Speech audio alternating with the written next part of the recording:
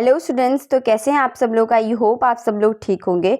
आज के इस वीडियो में हम बीए प्रोग्राम फर्स्ट सेमेस्टर का इन्वायरमेंटल साइंस एईसीसी का इम्पोर्टेंट क्वेश्चन करेंगे with answer DU as well. ये सबके लिए है और ये हिंदी मीडियम वाले बच्चों के लिए है।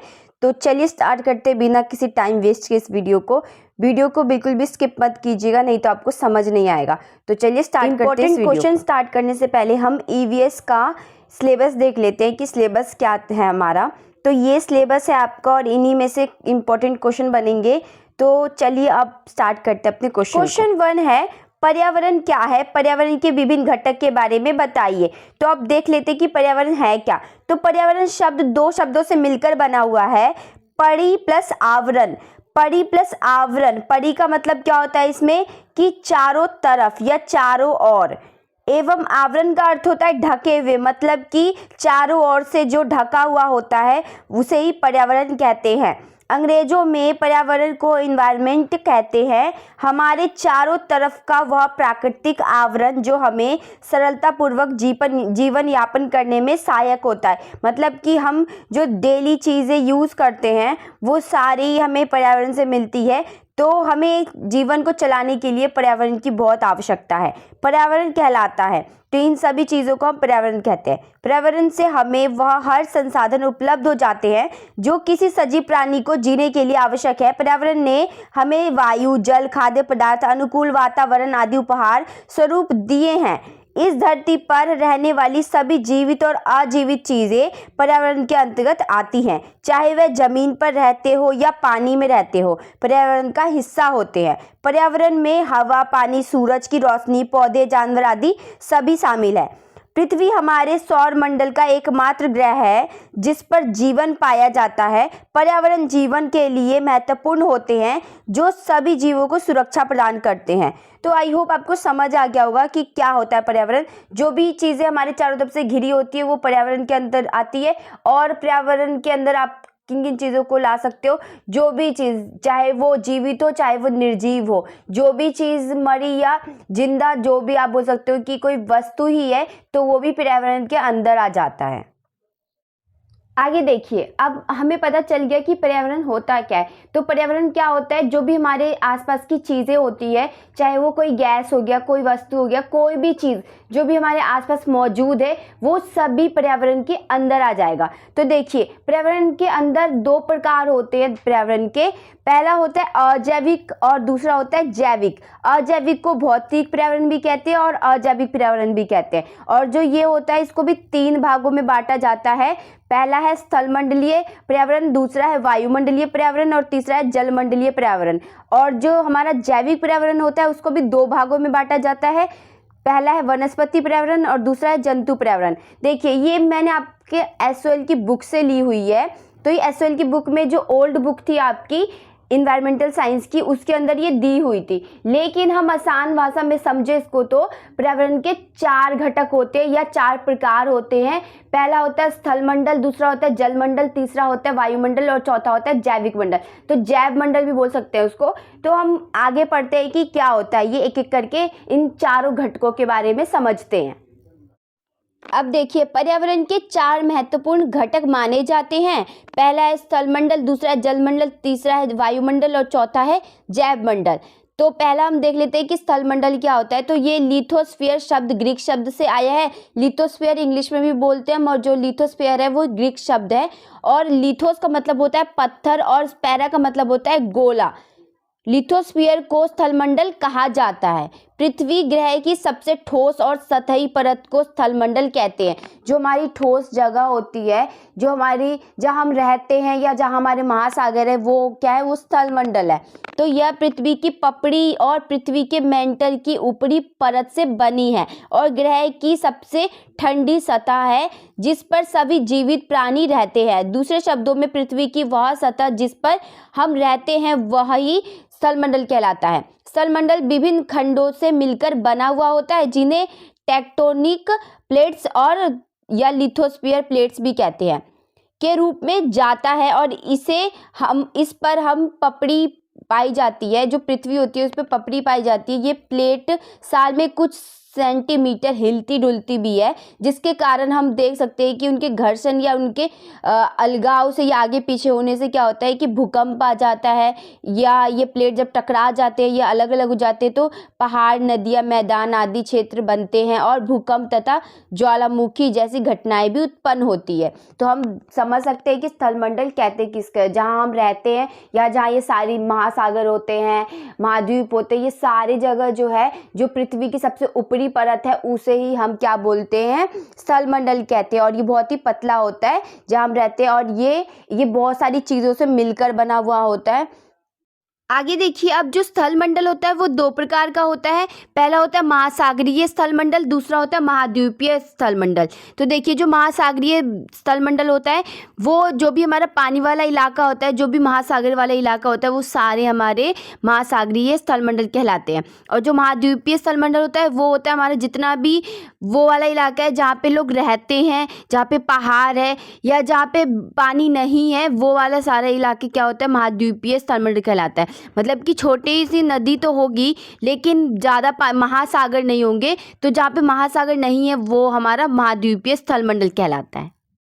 स्थलमंडल दो प्रकार के होते हैं, पहला होता है महाद्वीपीय स्थलमंडल, दूसरा होता है महासागरीय स्थलमंडल। तो जो ये हमारा महाद्वीपीय स्थलमंडल होता है वो महाद्वीपीय पपड़ी या महाद्वीप और पृथ्वी के मेंटल के सबसे बाहरी क्षेत्र से बना होता है।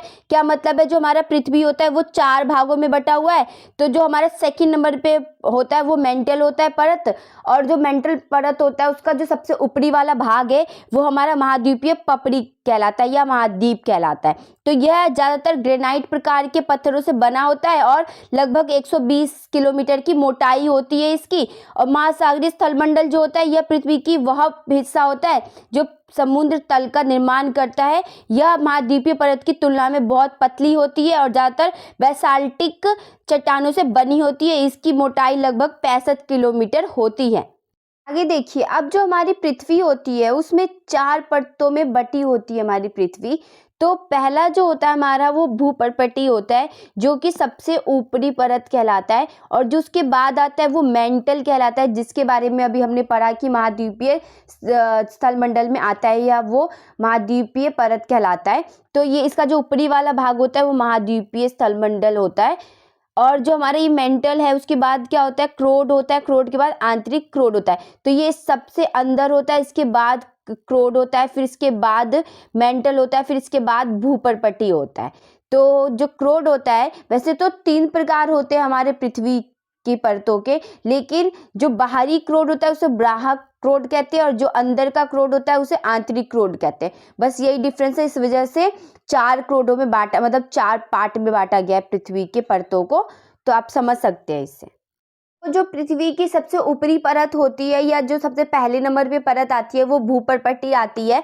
तो पृथ्वी की सतह की सबसे ऊपरी परत को भूपर्पटी कहा जाता है। यह सबसे पतली परत होती है। बाहरी भूपर्पटी की जो मोटाई होती है वो लगभग 30 से 40 किलोमीटर की होती है। महाद्वीपीय मुख्य रूप से सिलिका एवं एल्यूमिना जैसे खनिजों से बनी होती है। क्या मतलब है कि जो हमने देखा कि जो महाद्वीप बने होते हैं वो किससे बने होते हैं, जो भूपर्पटी जो हमारा भूपर्पटी है वो खत्म हो रहा होता है जब, तो उसके बाद मेंटल चालू हो रहा होता है। तो जो मेंटल परत है उसका जो सबसे ऊपर वाला परत होता है वहां पे हम महाद्वीप को देख सकते हैं। तो जो सिलिका होता है और जो एल्यूमिना होता है उससे मिलकर, उन खनिजों से मिलकर ही बनता है हमारा महाद्वीप, इसलिए इसे Cl कहते हैं। Cl का क्या मतलब है, C से है जो सिलिका और तथा L से एल्यूमिना कहा जाता है, इसलिए इसको Cl कहते हैं। तो सागरीय भाग की जो मोटाई होती है वो 5 से 10 किलोमीटर की होती है। यह भाग मुख्यतः सिलिका एवं मैग्नीशियम की बनी होती है, इसलिए इसे सीमैग कहते हैं। सीमैग का मतलब है C से सिलिका और तथा मै से मैग्नीशियम। तो आप समझ सकते हो कि क्या है भूपर्पटी। जो सबसे पृथ्वी की ऊपरी परत है उसे भूपर्पटी कहते हैं। नेक्स्ट है मेंटल। अब मेंटल सेकंड नंबर पे आ जाता है हमारा। भूपर्पटी के ठीक नीचे मेंटल परत होती है जो लगभग 2900 किलोमीटर मोटा होता है। इसकी जो सबसे आंतरिक कोड होता है, मतलब क्या है कि जो सबसे नीचे वाला परत होता है, जो अंतिम परत होता है वो क्रोड होता है और यह मुख्यतः निकेल एवं लोहे की बनी होती है। इसे नीफे कहते हैं। नीफे का मतलब क्या है, नी से निकल और फे से फेरस। तो मेंटल आपको समझ में आ गया होगा कि किसे कहते हैं। जो भूपर्पटी के बाद वाला परत होता है उसे मेंटल कहते हैं और ये सेकंड नंबर पे आता है, और यही जो इसकी जो सबसे ऊपरी वाली परत है वही महाद्वीप का निर्माण करती है। हमारा क्रोड, क्रोड पृथ्वी के सबसे भीतरी परत को कहते हैं। यह दो भागों में बटा होता है जिसे आंतरिक क्रोड और बाहरी क्रोड कहते हैं। मैंने आपको पिक्चर दिखाया था कि सबसे अंदर वाले को आंतरिक और सबसे जो बाहर वाला होता है उसके बाद होता है उसे बाहरी परत या बाहरी क्रोड कहते हैं। ऐसा माना जाता है कि जो क्रोड होता है वो लोहा और निकल का मिश्रण होता है। यह बहुत सारे धातु का मिश्रण होता है। इसके अंदर क्रोड का जो बाहरी परत होता है वो द्रव अवस्था में होता है, मतलब कि लिक्विड फॉर्म में होता है। जो आंतरिक परत है वो ठोस अवस्था में होता है, मतलब कि हार्ड होता है। क्रोड का जो लगभग 10% भाग है वो सल्फर और ऑक्सीजन से बना हुआ होता है, क्योंकि जो ब्रह्मांड है उसमें जो सबसे ज्यादा मात्रा में पाया जाता है वो ऑक्सीजन, सल्फर और ये जो गैस होती है वो पाया जाता है, जिस वजह से जो पिघला हुआ लोहा होता है उसमें आसानी से सल्फर और ऑक्सीजन घुल जाते हैं और वो क्रोड का निर्माण करते हैं। सेकंड घटक है पर्यावरण का जलमंडल। जलमंडल से अर्थ है जल की उस परत से जो पृथ्वी की सतह पर महासागरों, झीलों, नदियां तथा अन्य जलाशयों के रूप में पाए जाते हैं।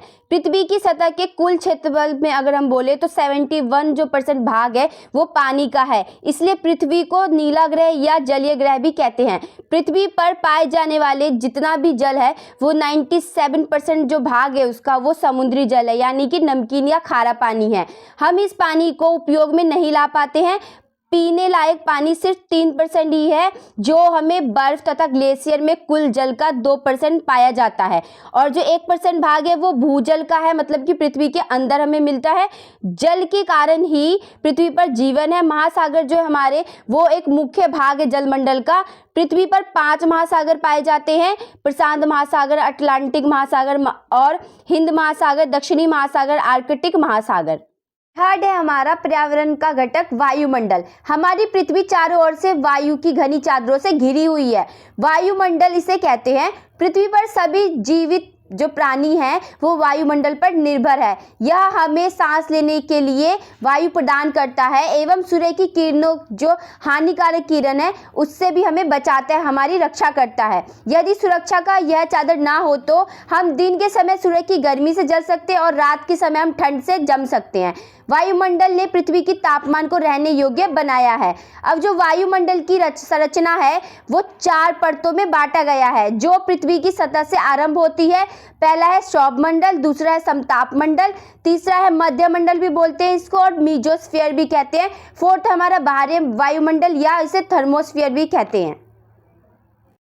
अब देखिए हमने क्या देखा, वायुमंडल की 4 परतें होती हैं। तो अब हम देख लेते हैं कि किस प्रकार से होती है। तो पहले नंबर पे होता है सौरमंडल, जो कि हमारे 0 से 10 किलोमीटर की दूरी पे होता है, मतलब कि जमीन से ये शुरू होता है और 10 किलोमीटर की दूरी पर हमारा ये सौरमंडल होता है। उसके बाद हम देखें तो वो 10 से 50 किलोमीटर की दूरी पे हमारा समताप मंडल होता है। उसके बाद हम देखते हैं तो जो हमें मध्यमंडल है या मीजोस्फीयर है वो हमारा 50 से 80 किलोमीटर की दूरी पर होता है। और जो थर्मोस्फीयर है, तापमंडल या ब्रह्मंडल भी कहते हैं इसे, ये 80 से 400 के दूरी पे मिलता है, किलोमीटर की दूरी पे हमें मिलता है। तो जो सौरमंडल है उसमें जीवन तथा इससे संबंधित क्रियाएं हमें देखने को मिलती है। समताप मंडल वहाँ ओजोन परत पाया जाता है और वायुयान उड़ान भरते हैं यहाँ पर। जो हमारा मध्यमंडल है उसमें उल्कापिंड जलकर खत्म हो जाते हैं, मतलब कि जो छोटे बड़े आपने पत्थर के टुकड़े देखे होंगे उसे कहते हैं उल्कापिंड। तो उल्कापिंड मध्यमंडल में जल के राख हो जाते हैं। और उसके बाद है थर्मोस्फीयर। थर्मोस्फीयर में क्या होता है, जो रहस्यमय प्रकाशिकीय क्रियाएं हैं वो होती हैं और सैटेलाइट और अंतरिक्ष यान इसके ऊपर पाए जाते हैं। हम देख लेते हैं कि पूरा एक्सप्लेन करके देखते हैं कि पहले नंबर पे आता है हमारा सौरमंडल। सौरमंडल वायुमंडल की सबसे महत्वपूर्ण परत है। इसकी ऊंचाई लगभग 10 से 13 किलोमीटर की दूरी पर है। इसी मंडल में मौजूद हम सांस लेते हैं। मौसम संबंधी लगभग सभी क्रियाएं या घटनाएं इसी में होती है, जैसे वर्षा होना, कोहरा पड़ना, ओला गिरना आदि। सामान्यतः इसमें नाइट्रोजन जो होता है वो 78.084 पाया जाता है, ऑर्गन हमें 0.934 पाया जाता है और कार्बन डाइऑक्साइड 0.040 पाया जाता है और ऑक्सीजन 20.946 पाया जाता है। इनके अलावा जो जितने भी जल वाष्प या अन्य जो क्रियाएं होती है वो सौरमंडल में ही होती है। सौरमंडल में ऊंचाई बढ़ने के साथ साथ तापमान में कमी आती है, यानी कि गर्मी कम होने लगता है और ठंड बढ़ने लगता है। तापमान में कमी प्रति किलोमीटर की ऊंचाई बढ़ने पर, जैसी प्रति किलोमीटर ऊंचाई बढ़ता है वैसे 6 पॉइंट सेल्सियस की दर से होता है। ऊंचाई बढ़ने पर तापमान में घटने की इस प्रक्रिया को पर्यावरण गिरावट कहते हैं। सेकंड नंबर पे आता है हमारा समताप मंडल। तो समताप मंडल में वायुमंडल की दूसरी परत समताप मंडल कहलाती है। यह सौरमंडल की समाप्ति बिंदु से लगभग 50 किलोमीटर की ऊंचाई तक पाई जाती है। जेट जहाज जो होता है वो वायुयान समताप मंडल में ही उड़ान भरते हैं। इसी समताप मंडल में 25 से 30 ऊंचाई पर ओजोन परत पाया जाता है और ओजोन परत सूर्य की पराबैंगनी किरणों से हमें बचाता है। अगर आपको नहीं पता है कि ओजोन परत होता क्या है तो मैं आपको बताती हूँ। जो ओजोन परत होता है वो क्या होता है कि जो वो जैसे आपका चाय छन्नी होता है वो क्या करता है, आपकी चाय पत्ती को छान के निकालता है ताकि जितना भी गंदा पार्ट है वो निकल जाए और आपको साफ प्योर वो मिल सके। तो वैसे ही ओजोन परत क्या करता है, जो हमारी पराबैंगनी किरणें होती है उसे छान देती है और फिर हम तक पहुंचाती है। और इससे क्या होता है, जो हमें जो स्किन से रिलेटेड बीमारी होती है वो नहीं हो सकती है क्योंकि हमारा ओजोन लेयर है। अगर ओजोन लेयर नहीं होगा तो बहुत सारी स्किन से रिलेटेड बीमारी हो सकती है, तापमान बढ़ सकता है हमारा, मतलब गर्मी बढ़ जाएगा, तो बहुत सारी चीजें हो सकती हैं। थर्ड नंबर पे है मेसोस्फीयर या मध्यमंडल भी हम इसे कहते हैं। अब देखिए जो वायुमंडल में तीसरे नंबर पे मध्यमंडल आता है। यह जमीन से लगभग 50 किलोमीटर से 80 किलोमीटर की ऊंचाई तक पाया जाता है। मध्यमंडल वायुमंडल का अत्यंत अशांत क्षेत्र है क्योंकि यहाँ पे जो तरंगे पाई जाती है, यहाँ तापमान जो है -100 डिग्री से -90 डिग्री तक हो जाता है, जहां जल वाष्प बर्फ के रूप में बदलता है। मतलब क्या है कि जो हमारा भाप है वो बर्फ में बदल जाता है। यहाँ पर मध्यमंडल में उल्कापिंड वायुमंडल में प्रवेश करते हुए भस्म हो जाते हैं। मतलब जो हमारे जो बड़े बड़े पत्थर के टुकड़े हैं वो इसमें मध्यमंडल में आते हैं तो वो जल जाते हैं और खत्म हो जाते हैं जल के। उसके बाद हमारा है नेक्स्ट तापमंडल या बाहरी मंडल या थर्मोस्फीयर भी कहते हैं इसको। बाहरी वायुमंडल की में बढ़ती ऊंचाई के साथ साथ तापमान अत्यधिक तीव्रता से बढ़ता है। मतलब कि जैसे जैसे आप बढ़ते वैसे वैसे तापमान क्या होता है, बढ़ने लग जाता है। कि हमने क्या देखा, जो सौरमंडल है उसके ऊपर अगर हम जाते हैं तो क्या होता है, घटने लगता है, लेकिन वापस से जैसे हम एक लेवल तक ऊपर पहुंच जाते हैं तो वो वापस से गर्म होने लगता है क्योंकि जो सूरज की किरणें है वो डायरेक्ट ऊपर की साइड आती है, इस वजह से वो गर्म रहता है इलाका। आयन मंडल इस परत का एक भाग है, इसे भी तापमंडल कहा जाता है और यहाँ सूर्य की पराबैंगनी किरणों से तथा अन्य अधिक ऊर्जा वाली किरणों और कणिकाओं से आयन मंडल को गैस की क्रिया होती है। मतलब जो आयन मंडल है उसका भी वो भी एक आप बोल सकते हो कि परत है जो कि हमारे थर्मोस्फीयर में ही आता है। वो आयन मंडल करता क्या है, वो जो हमारी पराबैंगनी किरणें हैं उससे क्रिया करता है कुछ। उसके बाद देखिए जो इसकी रेडियो संचार के लिए इस परत का उपयोग होता है। तापमंडल या थर्मोस्फीयर के ऊपर वायुमंडल ही होता है। यह वायु की पतली परत होती है, हल्की गैस से जैसे हीलियम हाइड्रोजन यहाँ से अंतरिक्ष में तैरते हैं। सैटेलाइट तथा अंतरिक्ष यान आदि इसी मंडल में स्थापित होते हैं। पर्यावरण का घटक है हमारा जैव मंडल। स्थल मंडल, वायुमंडल तथा जल मंडल का वह क्षेत्र जहां जीवन पाया जाता है उसे जैव मंडल कहते हैं। अधिकांश जीव जमीन पर, जमीन से कुछ किलोमीटर ऊपर तथा जमीन से कुछ किलोमीटर नीचे पर पाए जाते हैं। सागरों में अधिकांश जीव 200 मीटर की गहराई तक पाए जाते हैं। भूमध्य रेखा और उसके आसपास सबसे ज्यादा जैव विविधता पाई जाती है। मानव की वजह से जैव मंडल से गंदगी बढ़ गई है। क्या मतलब है कि जो मानव की वजह से या हम बोल सकते हैं एनिमल्स की वजह से या कोई जो प्राकृतिक घटना हो जाती है उन सब चीज़ों की वजह से क्या होता है कि जैव मंडल गंदा होता जा रहा है, प्रदूषण बढ़ता जा रहा है। तो अब देखिए जो आपका क्या बोला, इसमें जो भूमध्य रेखा होता है वहाँ पे सबसे ज़्यादा विविधता पाई जाती है। तो हम देखते हैं इसमें कि हमारा ये हमारा जो पिक्चर है इसके अंदर आपका भूमध्य रेखा कौन सा होगा, ये जो बीच वाला पार्ट है ना जो पृथ्वी को बराबर भाग में बांटता है वो भूमध्य रेखा कहलाता है। और इसका उत्तरी गोलार्ध ये कहलाता है, ऊपर वाला मतलब ये जो आधा पार्ट है ये उत्तरी गोलार्ध है और ये जो आधा पार्ट है हमारा ये दक्षिणी गोलार्ध है। और इसके पॉइंट को हम उत्तरी ध्रुव कहते हैं और इसके पॉइंट को हम दक्षिणी ध्रुव कहते हैं।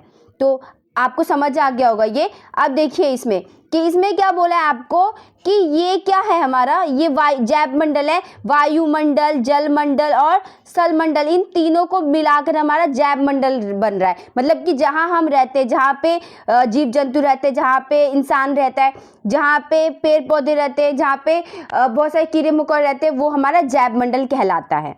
क्वेश्चन सेकंड है, पर्यावरण अध्ययन पर्यावरण विज्ञान से किस तरह भिन्न है या अलग है। पर्यावरण अध्ययन को बहुआयामी विषय क्यों माना जाता है, मतलब कि जो पर्यावरण अध्ययन है उसमें बहुत सारे विषय क्यों हैं।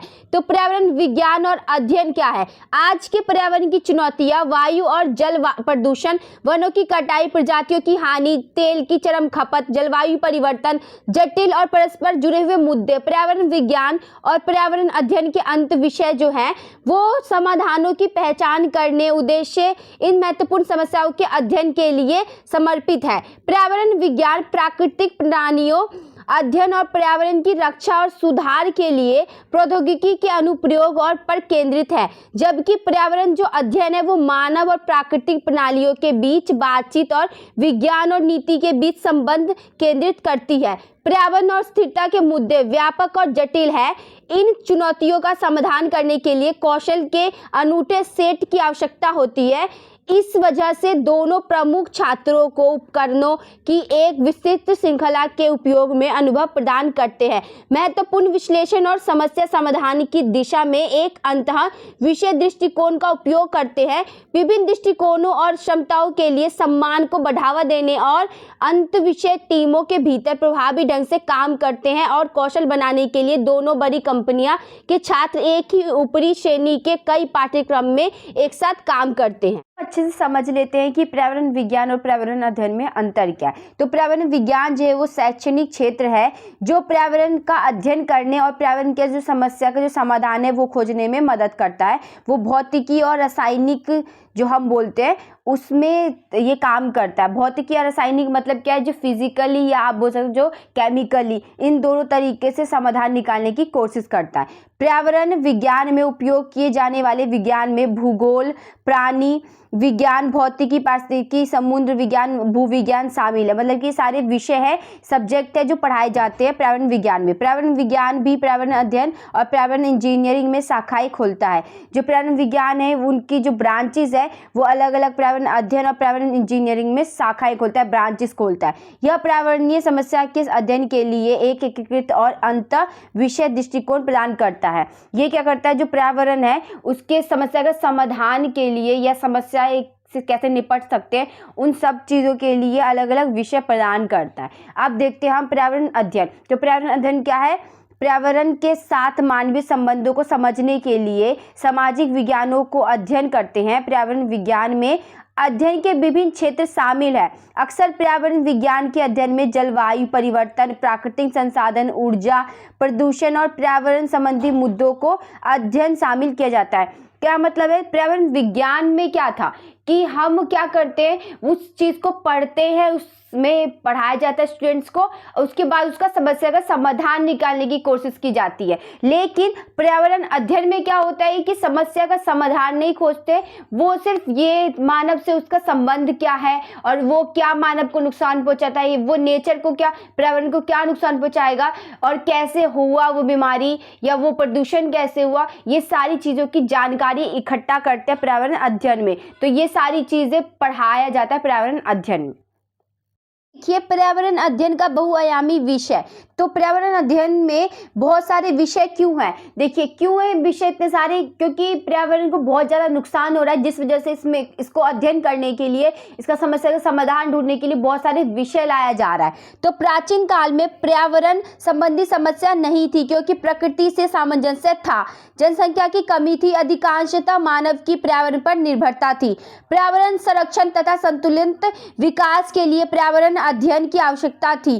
क्या मतलब है कि एक संतुलन था बना हुआ, विकास में भी संतुलन था, और जिस वजह से उस टाइम पे इतना जरूरत नहीं पड़ता था पर्यावरण अध्ययन का। लेकिन अब क्या हो गया, अब कुछ ज़्यादा ही पर्यावरण को नुकसान पहुंचाया जाता है, जिस वजह से इतने सारे विषय बनाए गए हैं। पर्यावरण का अध्ययन विविध विषयों से होने के कारण इसे बहुआयामी या बहुविषय कहा जाता है। पर्यावरण अध्ययन बहुविषयक है क्योंकि इसमें रसायन विज्ञान, भौतिकी जिसे हम फिजिक्स कहते हैं, चिकित्सा विज्ञान, जीवन विज्ञान और कृषि, सार्वजनिक स्वास्थ्य जैसे अध्ययन की विभिन्न शाखाएं शामिल हैं।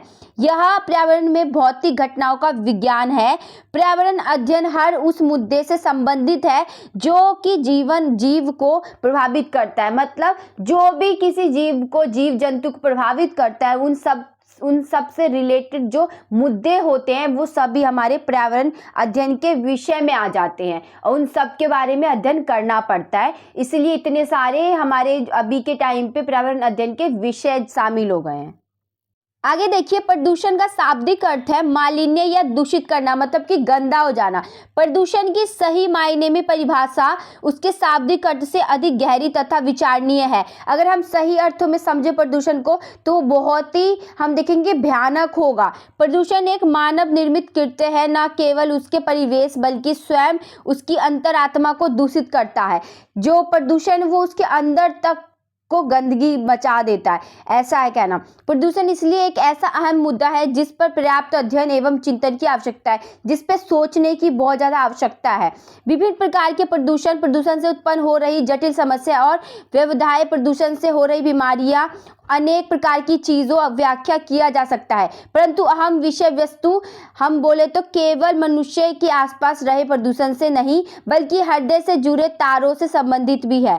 मनुष्य का जीवन जो है वो 3 अहम भूमिकाओं से बना हुआ होता है। पहला है आस्था, दूसरा है निष्ठा और तीसरा प्रतिष्ठा, जिसके लिए वह किसी भी हद तक जा सकता है। मतलब कि वो अपने निष्ठा, प्रतिष्ठा, मतलब स्वाभिमान और पैसे के लिए, लालच के लिए कुछ भी कर सकता है। वो कहीं हद तक जा सकता है। वो ये नहीं देखेगा कि पर्यावरण को इससे कितना नुकसान हो रहा है। तो यही सारी चीजें इसके अंदर, इस वजह से हम इतने सारे विषय देखते हैं इसके अंदर। थर्ड है पारिस्थितिकी तंत्र क्या है तथा इसके प्रकार के बारे में बताइए। तो पारिस्थितिकी तंत्र एक प्राकृतिक इकाई है जिसमें एक क्षेत्र विशेष के सभी जीवधारी, पौधे, जानवर, अणुजीव शामिल है, जो कि अपने जैविक और अजैविक पर्यावरण के साथ अंतःक्रिया करके एक संपूर्ण जैविक इकाई बनाते हैं। मान्य है रूप से जीवमंडल के सभी संगठकों के समूह जो पारस्परिक क्रिया में सम्मिलित होते हैं को पारिस्थितिक तंत्र कहते हैं। यह पारितंत्र प्रकृति की क्रियात्मक इकाई है जिसमें इसके जैविक तथा अजैविक घटकों के बीच होने वाली जटिल क्रियाएं सम्मिलित होती हैं। इनमें जैविक मतलब कि जो सजीव, जो जिंदा है, अजैविक मतलब कि जो निर्जीव, जो मरे हुए हैं, घटक के संबंध का अध्ययन पारिस्थितिकी तंत्र या इकोसिस्टम कहलाता है। तो जो हमारा जैविक है मतलब कि जो जिंदा है और जो अजैविक है जिसमें जान नहीं है, उन दोनों में जब क्रियाएं होती है, संबंध जो बैठता है, उसे ही हम इकोसिस्टम या पारिस्थितिकी तंत्र कहते हैं। जैविक समुदाय व पर्यावरण के संबंध को A.G.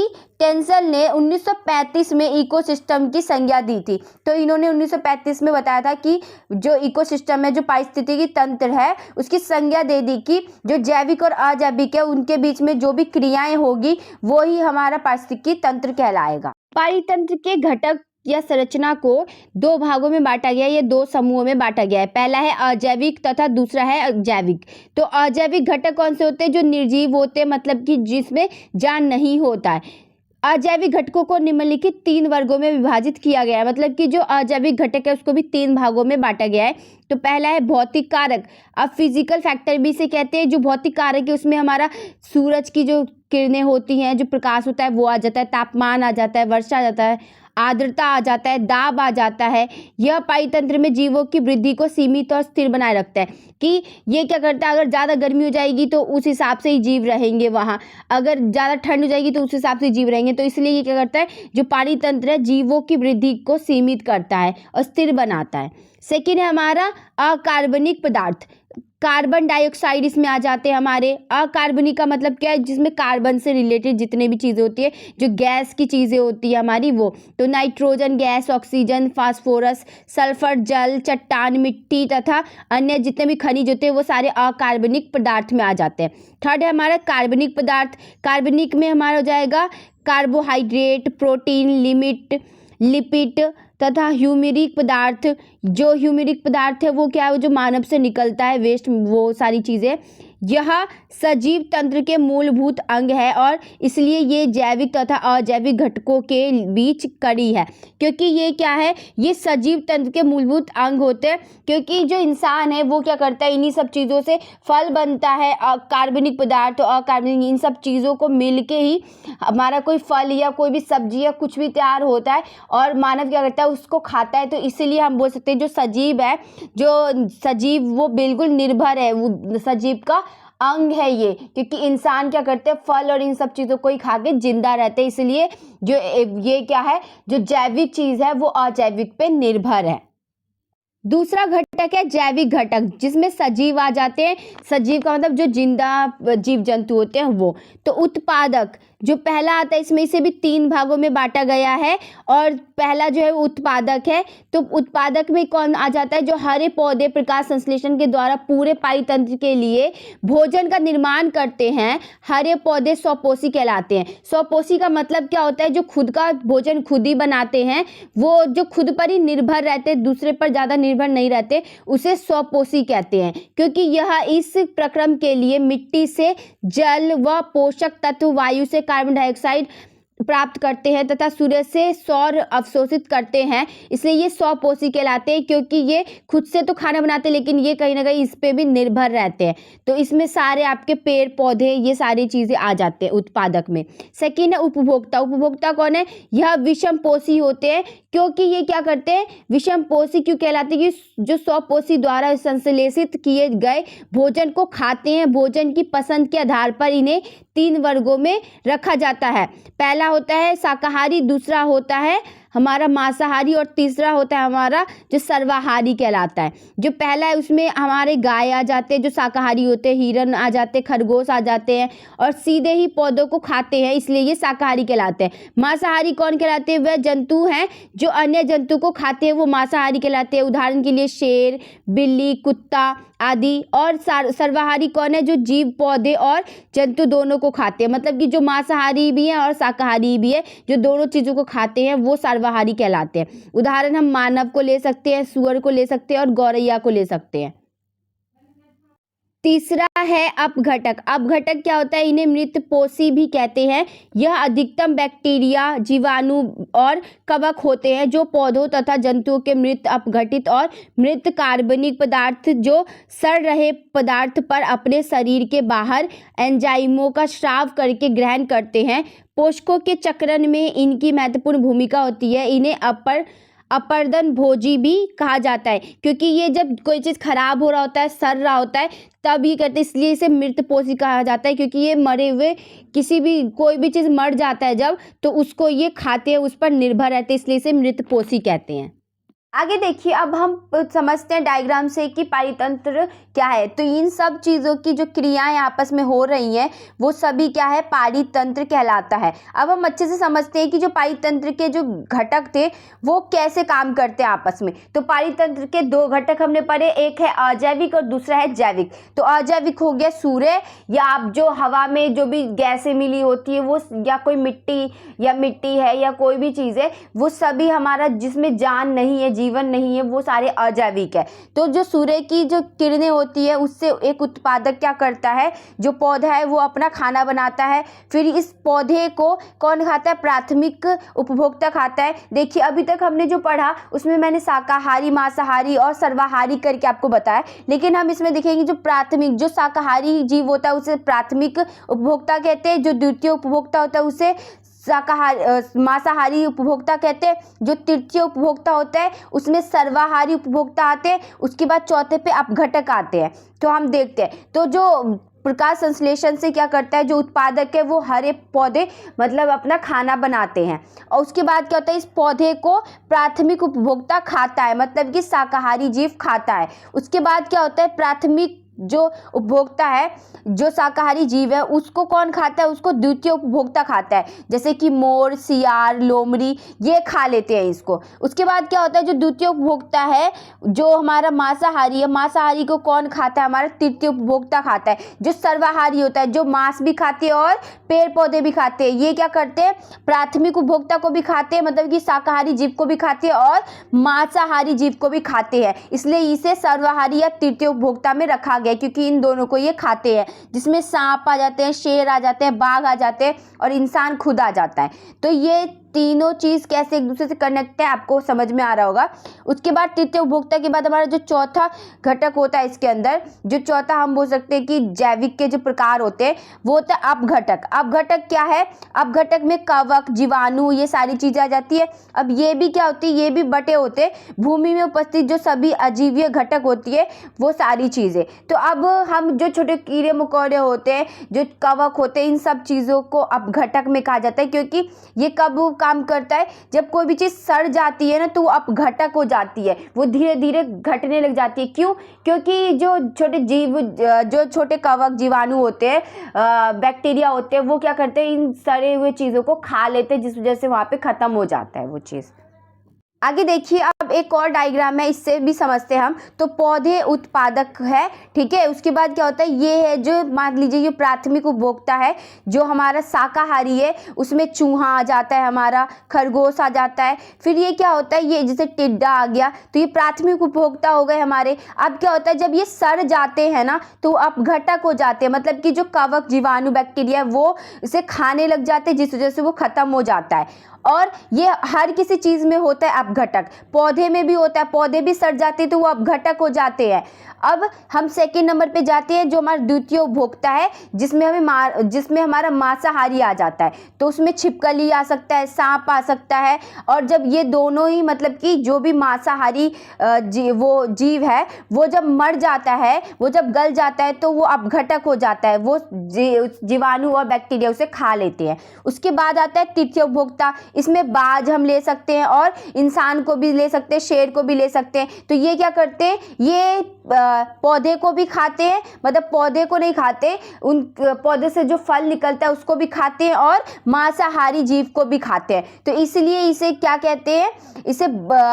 इसे हम तृतीय उपभोक्ता में रखते हैं। और ये जब खराब हो जाता है या मर जाता है, सड़ने लगता है, तो वो भी अपघटक हो सकता है। तो अभी आपने देख लिया कि इन सब चीज़ों में अपघटक हो रहा है, कि ऐसा नहीं है किसी एक चीज़ में। हमें पौधे में भी अपघटक देखने को मिल रहा है, हमें प्राथमिक उपभोक्ता में भी अपघटक देखने को मिल रहा है, हमें द्वितीय उपभोक्ता में भी अपघटक देखने को मिल रहा है, और तृतीय उपभोक्ता में भी अपघटक देखने को मिल रहा है। तो आप इस डायग्राम से समझ गए होंगे। 4 है, खाद्य श्रृंखला क्या है? उपयुक्त उदाहरणों का प्रयोग करते हुए वन पारितंत्र में संचालित होने वाली 2 प्रकार की खाद्य श्रृंखलाओं में अंतर स्पष्ट कीजिए। मतलब क्या है कि हमें बताना है पहले कि खाद्य श्रृंखला क्या होती है, उसके बाद बताना है कि एक उदाहरण के जरिए हमें बताना है कि वन पारितंत्र क्या होता है, उसके बाद बताना है कि वन पारितंत्र में 2 प्रकार बताना है खाद्य श्रृंखला के। तो देखिए, पहले हम ये समझते हैं कि पारितंत्र होता है क्या है। अभी हमने पढ़ा कि पारितंत्र क्या है। तो पारितंत्र जैविक और अजैविक में कोई भी क्रिया होती है तो वो पारितंत्र कहलाता है। अगर मानव पॉल्यूशन कर रहा है, प्रदूषण हो रहा है मानव की वजह से, तो वो भी एक क्रिया है, क्योंकि प्रदूषण जो फैल रहा है वो मानव के जरिए फैला है, और जो प्रदूषण है वो एक अजैविक है।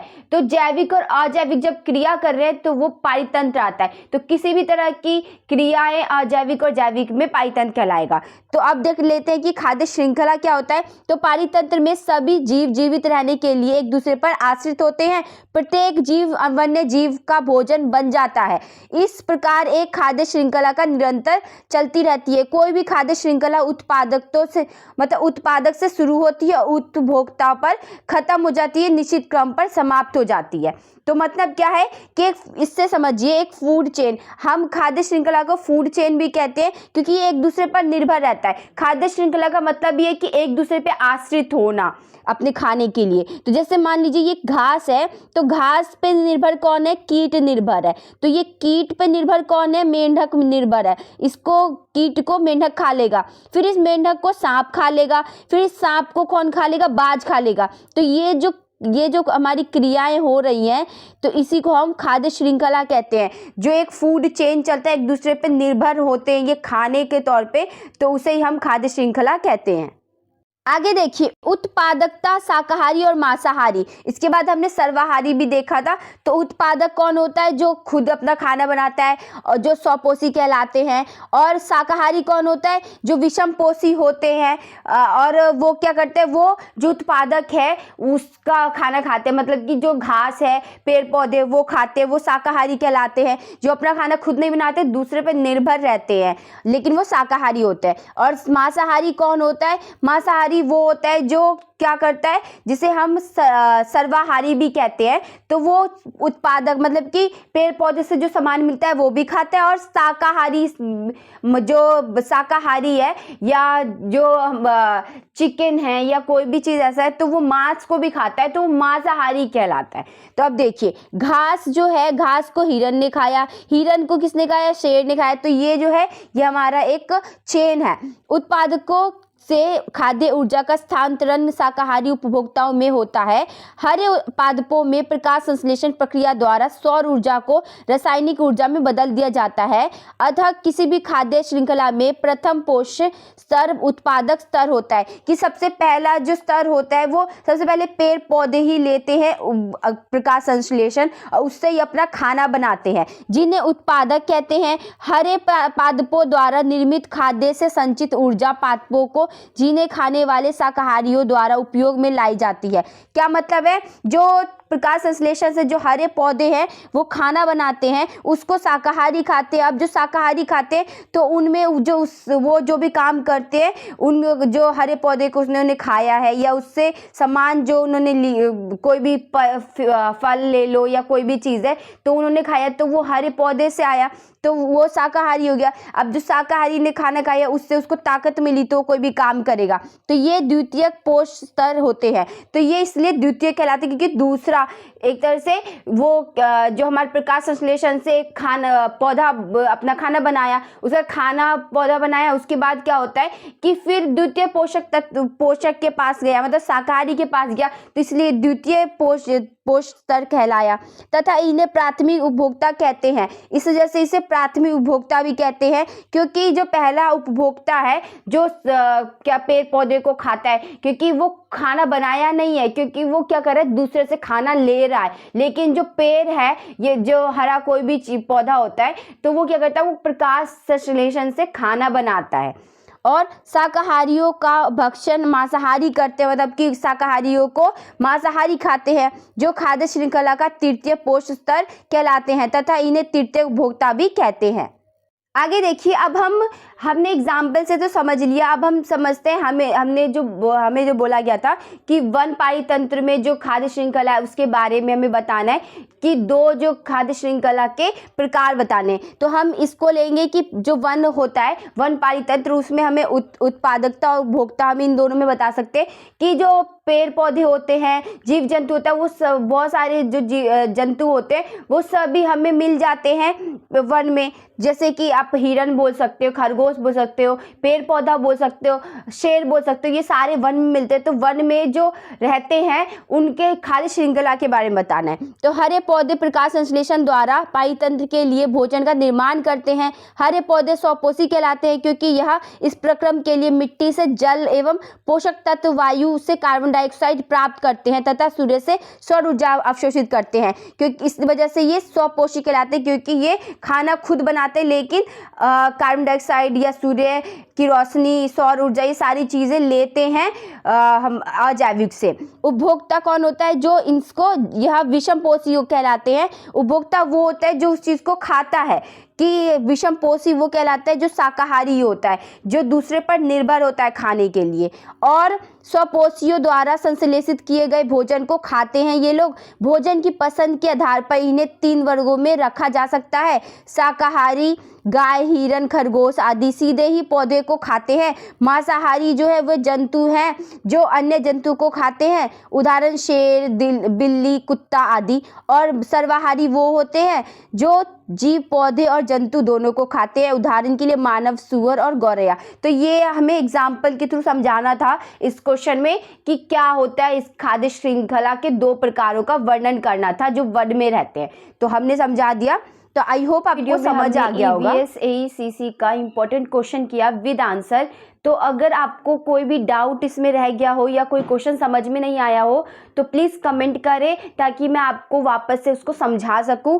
अगर आपको ये वीडियो अच्छी लगी हो तो चैनल को सब्सक्राइब कर देना एंड वीडियो को लाइक कर देना। आज की इस वीडियो में हमने 4 क्वेश्चन किए, आगे के क्वेश्चन हम पार्ट 2 में करेंगे, क्योंकि अगर ये मैं आपको आगे के क्वेश्चन करवाती तो ये वीडियो बहुत लंबा हो जाता, इसलिए इसको पार्ट 2 में मैंने बांट दिया है। तो मिलते हैं नेक्स्ट वीडियो में। Thanks for watching.